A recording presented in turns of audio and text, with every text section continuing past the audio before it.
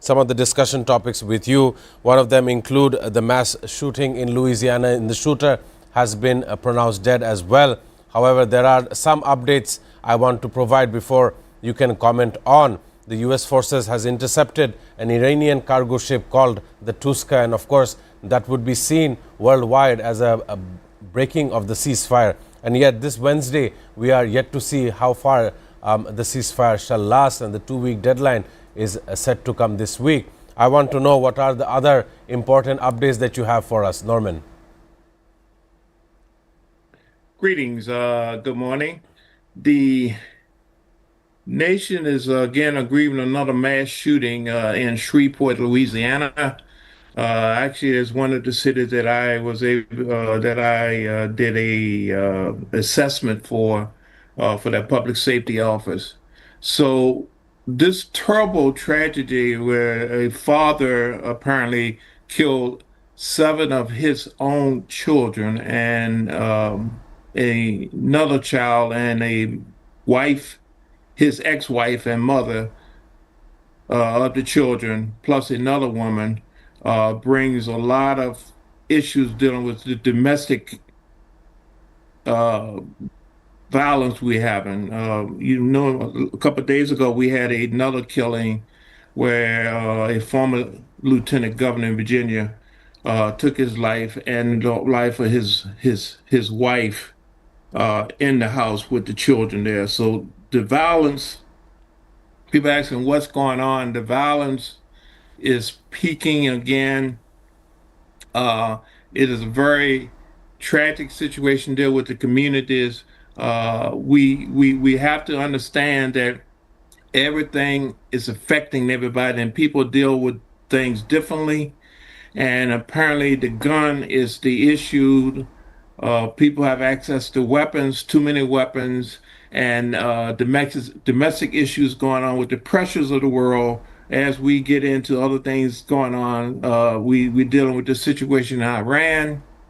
The situation now has turned to the point where the U.S. has seized a Iranian tanker. I understand that a naval vessel was shot into the engine, the compartment, and they basically was able to bring a small team and take over the tanker while at sea in the area of the Strait.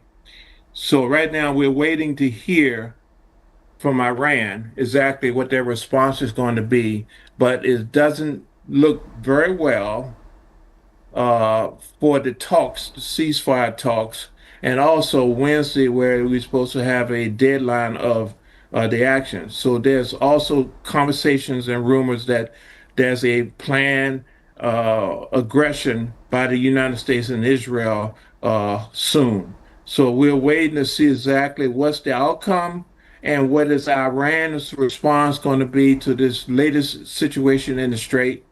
And there we are right now. This is the issues, violence and the plan for more violence affecting the world, the trade situation, and like we mentioned from the start, the effects it's having on the domestic situation here in the United States. We are now acting out on ourselves, our family members, and whatever, and it's all a result of the stress that's going on in the world. Right. Important statements from Norman Floyd Barnes regarding domestic policies, domestic security issues in the United States, as well as the news of the hour regarding the Iran and U.S. ceasefire, which cannot be actually defined as a ceasefire, especially when you are sharing retaliatory comments. Of course, when this cargo ship was boarded by the U.S. Marines, it can be widely anticipated as modern day piracy, as many scholars are now calling this. Of course, the Khatam al-Anabiyya headquarters spokesperson has said Tehran shall vow retaliation regarding this kind of piracy in international waters. It happened in the Gulf of Oman. Of course, it's a blockade versus a blockade. There is a naval issue that is playing out here in the international arena in the Middle East. Coming into the studio with Ahmed Alvi, very important build-up that we are seeing before end of the ceasefire. Your calculations, how do you see this? and whether you think negotiations shall resume in Islamabad. Right. Thank you for the question. Good to be back. Yes, negotiations, they are going to continue. I think this is going to prolong. It's going to continue on for a couple of more weeks, maybe even a bit more than a month. I think it's more like a game of ping pong, just going back and forth, right? America says the strait is open. They declare the strait is open. Iran says, nope, the block is still. So Iran says, we're going to give a block. America counters with, we're going to give a bigger block. So, right? And then at one point, you just see, like, okay, how is this going, right? Because Trump also threatened to send Iran back to the Stone Ages, right? To destroy civilization. And obviously, there's no going back from that. I think Trump also actually knew he overplayed his hand. No president who actually destroyed a civilization can go down in history as a good person, right? And I think Trump understands this as well. So I think he overplayed his hand. And Pakistan basically said, let's have peace talks here. So then they could prolong basically whatever is going on. But what's really important to understand is the United States can't really afford a war because there's like geopolitical problems all over, right? And problem with economics and problem with so many other things. So I think Trump also wants this to end as soon as possible. But then again, he also wants his deal to pull through, yeah. Right? So he wants his particular terms, right? And Iran is also quite headstrong, and they don't want to give up, any edge, so then both of them are being strong-headed, right? So then at one point, you just understand someone has to give an edge, and Iran did say we're going to come to the table, but I guess it obviously goes back to the terms and agreements. So. Right, and diplomacy is supposed to play out between these two nations. However, there is an important issue that I picked out just by discussion here in the studio as well as on Zoom. Affordability of war and why it should be discussed. I want to have this question with Norman. We know that the US debt is way in the trillions, and at this moment the economic woes are rising not only in the United States but across the world. The price of per gallon is set to increase a couple of dollars as well. This does have a negative impact for a world economy and growth. How do you analyze this issue, Norman, before I can begin regarding an issue in southern Lebanon? Norman, how do you see the affordability of this war happening? Well, this war is far too expensive so far. We and we have not have had a decisive decision on which way it's going. Uh, yes, the president has stated that we have a victory, but the results has been anything but that. We have seen the response by Iran on the neighboring countries, the Gulf countries, as a result of this so-called victory. So in terms of the world, this victory has not even shown exactly what's going on. And every day we're spending $1 billion or more on this conflict. We have also staged over there in the region. We have equipment. We have other things happening around the world, and the economy is not getting better. So there's no surface advantage has been shown to the world exactly what this victory supposedly mean. So we're still going to conflict. They're still having issues. We're still being the Gulf states still being attacked, and the economic situation around the world, including the United States, has increased. So I don't call that a victory. I call that basically we had at best a standstill, and we have a situation with Iran which we don't know.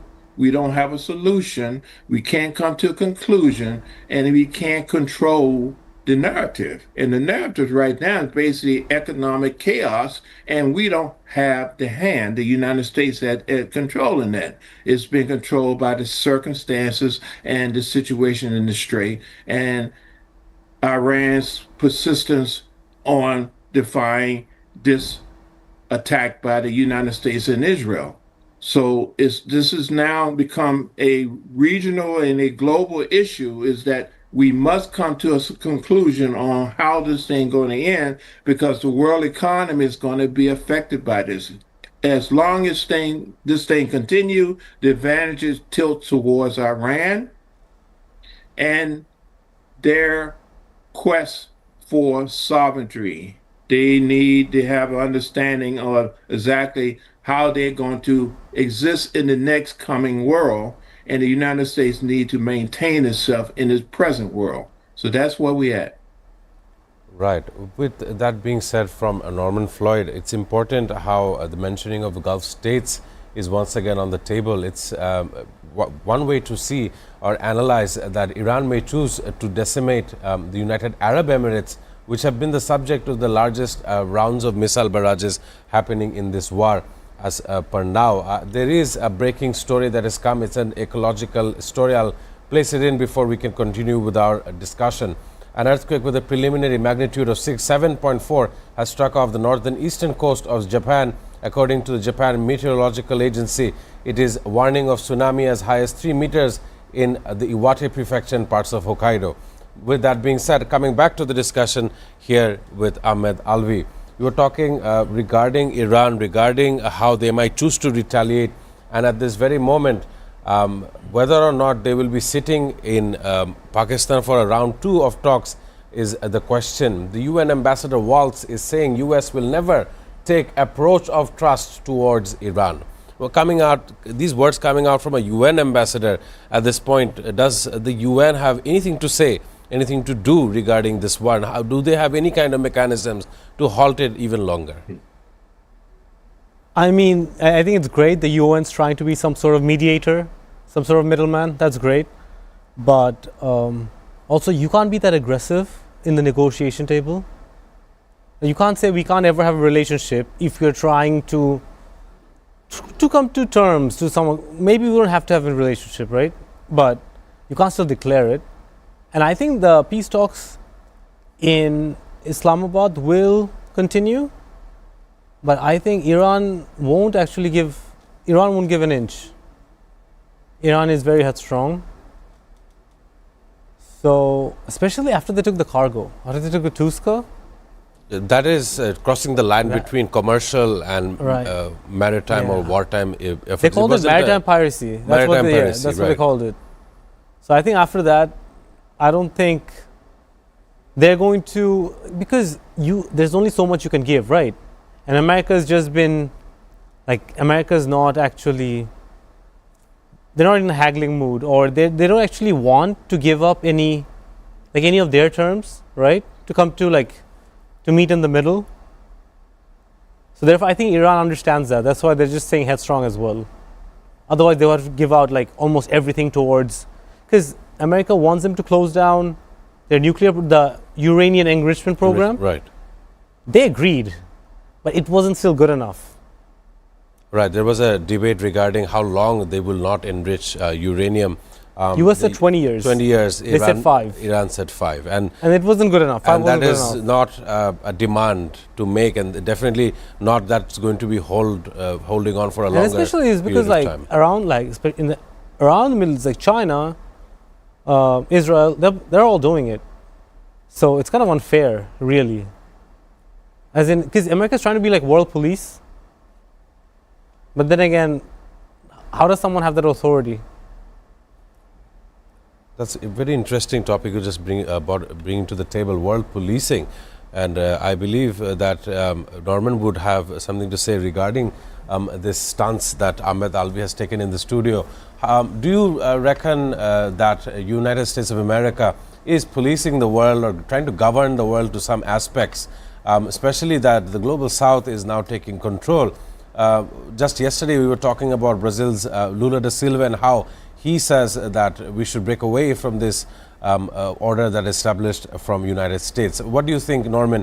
Do you think this world policing should stop and a better service to the citizens of America should be on the table? Norman? Well, we can talk about how we feel or what we think, but the reality is that the world is changing, it's shifting.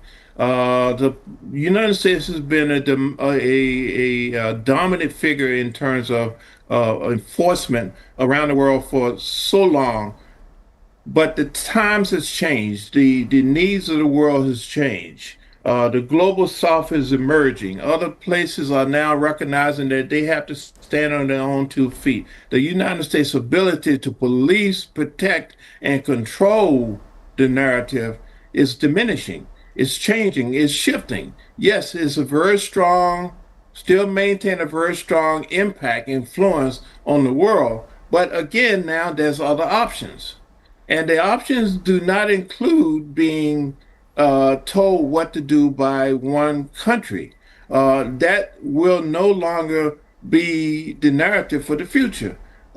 Everybody has to participate in this situation. Everybody has an influence, and no one can tell another country what to do. Not even China, not even Russia, not even North Korea, not even the United States, not even New Zealand. It doesn't work that way anymore. And people understand that we have to collectively take care of ourselves at the same time, respect the rights and the sovereignty of other countries, and that they have a right to take care of themselves and they have the right to have quality of life. And the quality of life is not dictated by your particular terms. Thank you. Right, very interesting discussion happening with Norman Floyd Barnes alongside here in the studio with Ahmed Alvi. Ladies and gentlemen, it's time to take a very short commercial break. Afterwards, we shall discuss regarding Lebanon.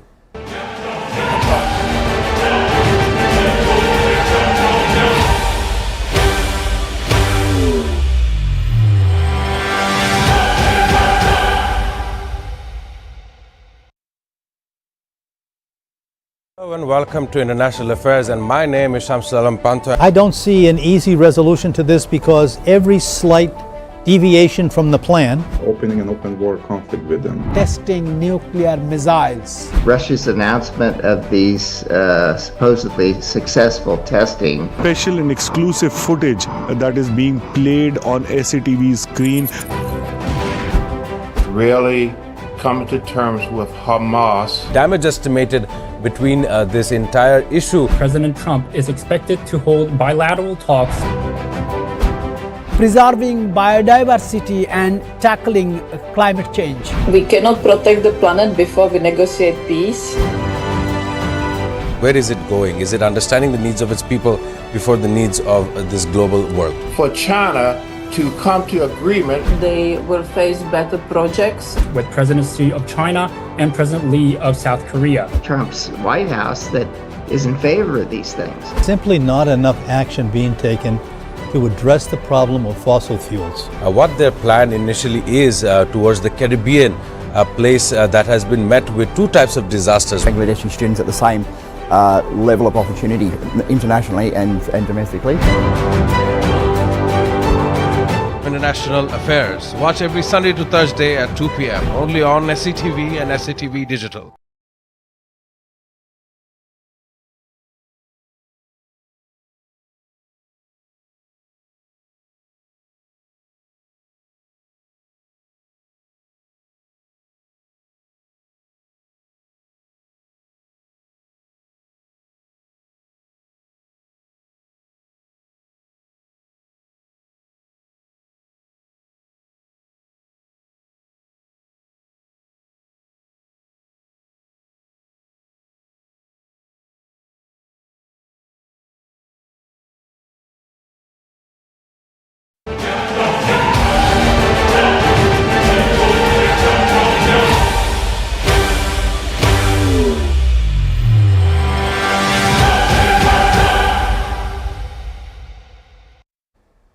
Ladies and gentlemen, welcome back on International Affairs. This is being broadcasted here in Dhaka, and the next story is regarding Iran and regarding Bangladesh. Of course, our Foreign Minister Khalilur Rahman is in Turkey at a diplomatic forum, the Antalya Diplomatic Forum, which is happening, and in that he is raising the issue of bringing back our mother vessel Banglar Joy Jatra back to Bangladesh, and I believe that it had tried initially and it was refused and asked to turn back into the Persian Gulf. And that is important to see how diplomacy fares and diplomacy faces in the current times. Of course, the Iranian ambassador to Dhaka expressed dismay over Bangladesh's response to the US-Israeli war on Iran. And of course, initially such a letter or such a communication was made which does not see eye to eye with the Iranian side. Just a very short comment regarding this issue. Our vessel is stuck in the Strait of Hormuz and we're yet to see whether it will come back or not.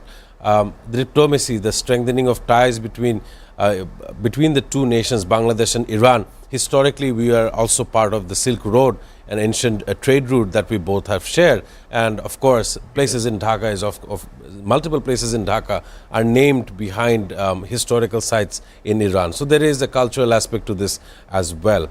How will you value this relationship? Yeah, I think also, right, there's obviously there's a particular, we go back in terms of trade, right?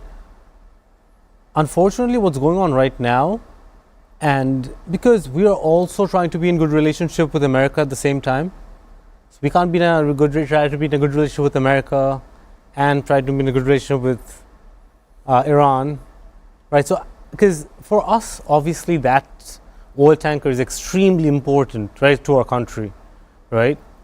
Especially for our reserves. So, and even just like for our daily output. But the problem lies in where is that ship actually remaining? Is it outside the US blockade? Is it close to the Strait of Hormuz? So I think that information is much more important, because even if Iran, I think Iran on that terms will actually let it go, obviously for maybe a toll fee or something. But then also it's about America, because America is also trying to stop the trade going on. So I think there's another player in the mix. Of course, another player in the mix. However, we are looking forward to the return and the safe return of Mother Vessel Bangla Joy Jatra back here in Bangladesh. And the very story I want to follow up with Norman Floyd Barnes, we're not seeing eye to eye. The Bangladesh and Iran relationships are now taking a strain because one of our ships is also stranded in the Strait of Hormuz. As well, there is a story that's coming out of southern Lebanon, as I've said before the break, that I want to discuss. Religious ties are very important. We are all Abraham-related religions, whether it is Christianity, Islam, or Judaism. We do have similar traits, and that is where I want to ask Norman the next issue. There is a story that's coming out saying that the IDF is launching a probe after Israeli soldiers have smashed a statue of Jesus Christ in Lebanon. Now, before this story came out, we have seen changing of words between the current Pope as well as US President Donald Trump in what I believe is a straining regarding one religion. And of course, it is important to notice that this time around on Palm Sunday, they weren't allowed to enter the Holy Church in Jerusalem. With that being said, I want to have this next question to Norman. How do you value this upcoming news or this news segment, and how do you see the changes happening as well, Norman? Well, thank you again. What we're seeing is these are the pearls of war. This is war. We got a global situation going on, and people, countries are acting out. Everything we seeing is being affected by this conflict we have, and this constant war-like conflict we have, and we can't come to conclusion of what's going on. So people are now acting out in terms of the religion, domestic situations at home with the families, how we deal with the situation still has not been resolved with Gaza. Gaza is an issue. Ukraine. People are being persecuted. War is hell, just pure hell. And it affects the people where they live, and nothing is sacred. Nothing is off limits. No place is safe right now on this planet in regards to this war. We have not seen a lot of global escalation in terms of physical fighting, but other things are happening, and people are internalizing because now we have access to the intelligence and everything going on, and AI people are now internalizing, reacting to what they feel and what they see. So we have to be conscious that this is not just a isolated Right. situation where we can control the situation. People are affected by this in many different ways, and they are taking it out. And unfortunately, religion is one of the things that is a profound indicator exactly what's going on. This thing is now progressing into a global event, and people are now taking sides, and they are now acting out on their internal suffering they have right now, and they're doing it through things that they have access to it, the religions, the church, and other things like that. They're saying, well, you have access to this or you have access to that, we're going to restrict that to try to change your viewpoint on the current situation. It's not a very good prescription. Anytime you get war and religion involved, it's very dangerous situation. Many people have died because of this type of situation. So we have to understand that unless we can calm this thing down, the storm, and we got Mother Nature's got issues going on with the tsunami and the hurricane. These things will continue, and war and how you feel about things and what you believe is a very bad prescription on the future. Right. Important updates from Norman Floyd Barnes, also touching on the fact that Mother Nature and its disastrous spell does wreak havoc similar to war. Ladies and gentlemen, we have our Pakistan correspondent Mohammad Musab Shabbir joining us on Zoom. I want to ask him how optimistic you are regarding the talks in Islamabad. Of course, we know that at least 2 U.S. planes carrying advanced delegates landed in Islamabad yesterday ahead of a possible second round of high-stakes talks with the Iranian side. Of course, this is coming out from multiple Pakistani sources. And I want to ask you, Musab, how are you feeling? What is in the air in Islamabad? What do you make of this as you are a journalist in your own nation? How are you seeing this?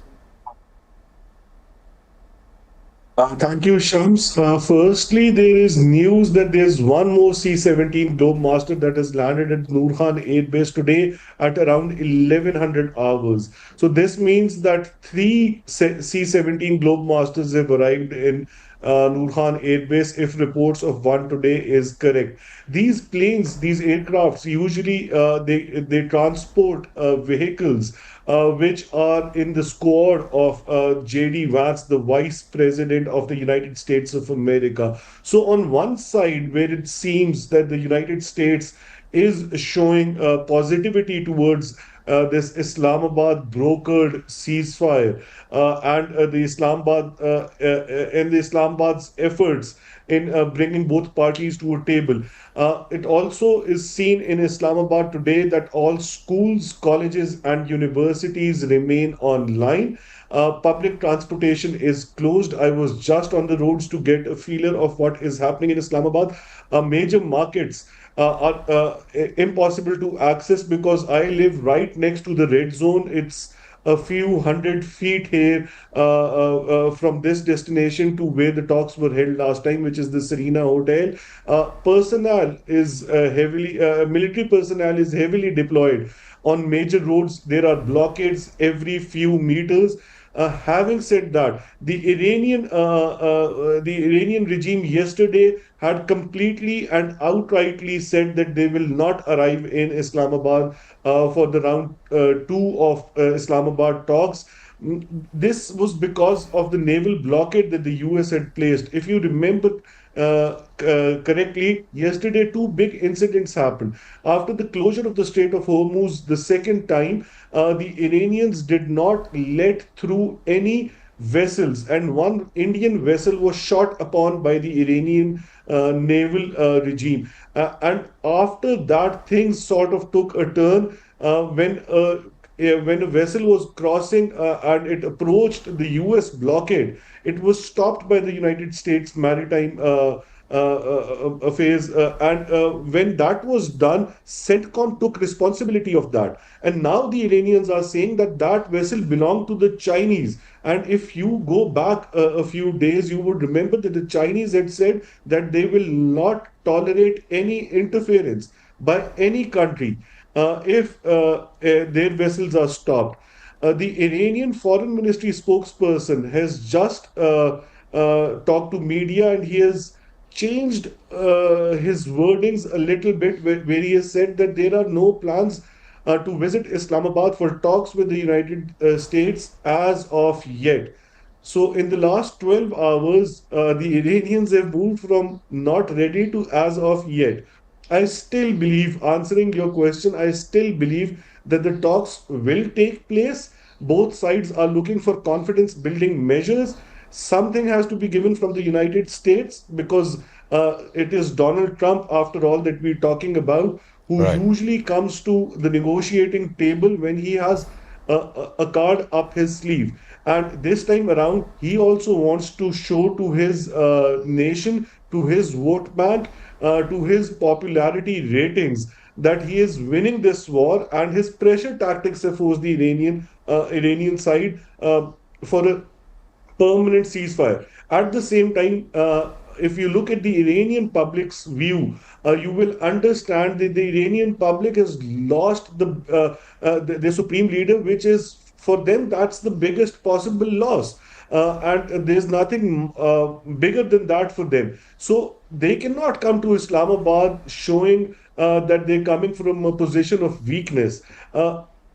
Keeping all of that in mind, I still believe that the talks will happen. Pakistan is actively engaged behind closed doors, and as of now, to my understanding, I would say that Pakistan has had a very the Pakistani Foreign Office and the people who matter have had a very tiring night. It was a very long night for them because we just 24 hours away from when these talks will be held in Islamabad. Whatever happens next, we'll keep reporting during news bulletins on SATV. Right. Thanking Mohammad Musab Sabir for his valuable comments from Islamabad, Pakistan as well. I want to focus here in the studio with Ahmed Alvi. You are hearing both Norman Floyd Barnes as well as Mohammad Musab from Islamabad straight up. And of course, we mentioned some of these issues that he picked out regarding the fact that Iran has lost its most valuable asset, the supreme leader, who they see as who they believe as to lead them as a nation, and he has been eliminated, assassinated by the US forces. Today we see the vessel, the Tuska, MV Tuska, being boarded by US Marines.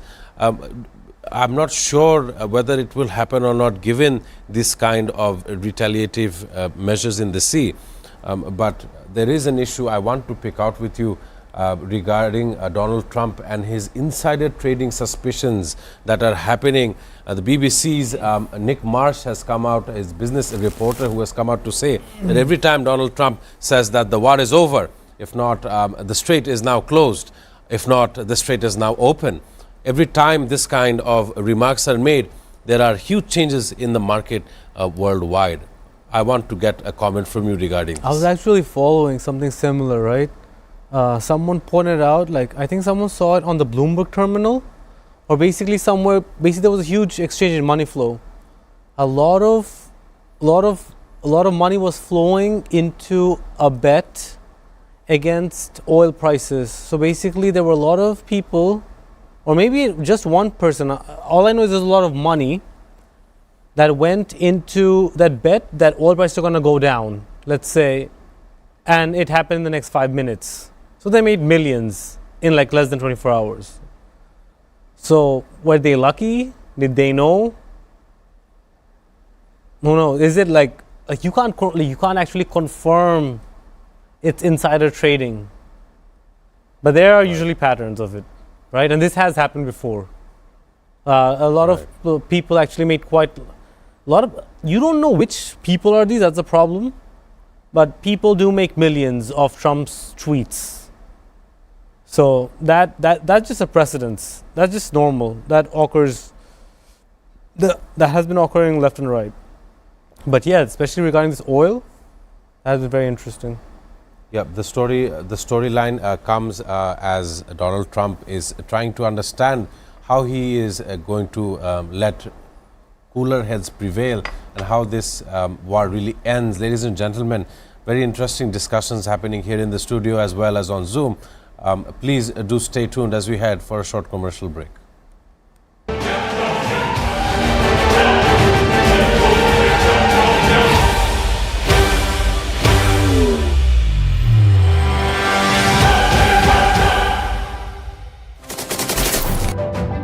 Hello and welcome to International Affairs, and my name is Shamsul Alam Panto. I don't see an easy resolution to this because every slight deviation from the plan, Opening an open war conflict with them. testing nuclear missiles. Russia's announcement of these supposedly successful testing Special and exclusive footage that is being played on SATV screen.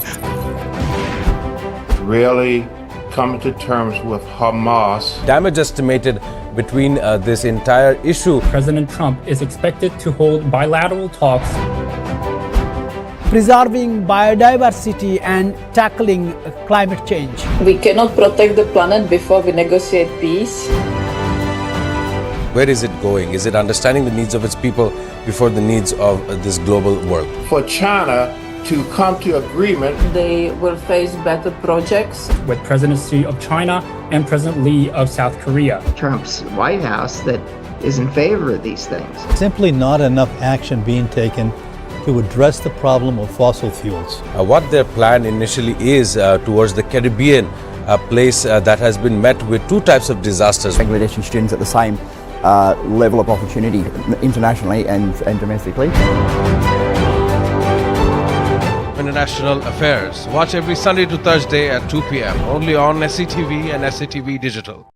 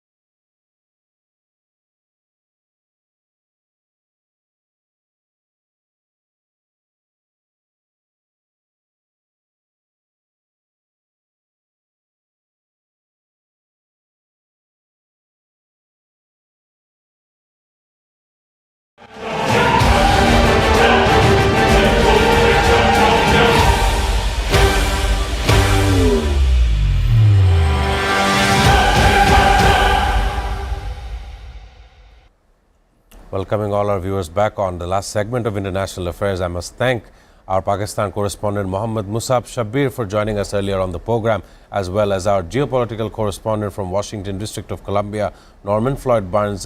I thank the both gentlemen for appearing on the show today and coming back in the studio with Ahmed Alvi, who's our international affairs commentator. There are so many issues which is linked to oil and in general rising the price of oil in any nation, and the systemic domino effect it will have not only in your marketplace, which is like vegetables stores and all. It will also have a drastic effect for the transport cost of people moving around for all the 64 districts here in Bangladesh. The octane price has gone up by Bangladeshi Taka 20, and it's important to notice how this has a direct impact towards the livelihoods of 200 million population of our country. With that being said, I want to ask you, what are some of the issues that common Bengalis may face? Let me remind you, in the last 51 days, we have seen extensive, long petrol queues and not enough supply coming in or not enough supply to be given out. There is an entire role of miscommunication, confusion amongst the people regarding what the state or what our nation is trying to do in terms of providing oil, yet let alone trying to find alternatives which we could actually expedite in the Bay of Bengal. So I want to get a remark from you. How do you see Bangladesh's issues regarding oil as of today? All right, so I think we need to clear out some points straight. There are production of oil in this country. It's very small, very limited. So let's say maybe 20% of like whatever we need oil. Let's say 20% is 20 or 30% is domestically taken out. Like domestically, we extract like 20-30% oil. So there is some supply. Well, yes, of course, overall price has gone up, and this will include in many things like inflation is going to go up again, right? Price of everything else is going to go up because oil is actually needed in everything, even things that are electric, right? Even if you think of an electric car or a generator, they also need oil. So just because it's so much infused in our everyday life with everything, so you can understand like how basically the standard of living is just going to go down simply because the cost is just going to go up. Right, and it's not just standard of living. We are also seeing some kind of increase towards energy or electricity as in general, whether or not in the rural areas people are getting electricity, especially in this smeltering heat. We're often complaining about the heat that we are facing. There are many issues regarding Bangladesh that we often tend to ignore. The next very small, very minute issue that I want to have a very small comment from you. We were talking about the trading issue that Donald Trump and his comment were making. Very shortly, I want to get a vibe from you. Insider trading, and how do you think it affects global markets? I think people assume insider trading is quite common, actually. The unfortunate part is very few people actually get caught. But often than not, information does get passed around, right? So, and obviously it's unfair. Some people have more information, hence they get to make more money. But it is a common fact, and I'm sure some people actually who are connected to Trump, or maybe someone in his cabinet, sure said something to someone, or maybe Trump said directly to some of his friends.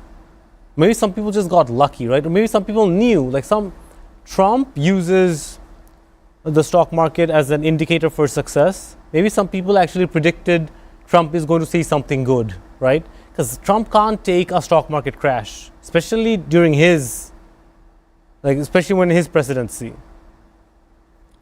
Right. So his presidency is it can't get tainted. His presidency won't be tainted by a great stock market crash. That is one of his greatest, in my opinion, one of his greatest fears. Because his entire notion of make America great again is also, like the stock market going up, he factors that into making America great again. Of course. I must thank Ahmed Alvi. Very important comments, very important narratives that we just discussed, not only about local and international issues. Thanking you, Ahmed Alvi, for being here today, alongside thanking my other guests that have joined on Zoom. And with that being said, I want to end today's program with a fact, very important as well. In this day, today is of course April 20th, in this day in 1902, the discovery of radium had come about by Marie and Pierre Curie. They had isolated radioactive radium chloride, that is the chemical that makes glow-in-the-dark kind of compounds into watches. And with that being said, I want to thank my production team as well as my viewers for tuning in on International Affairs.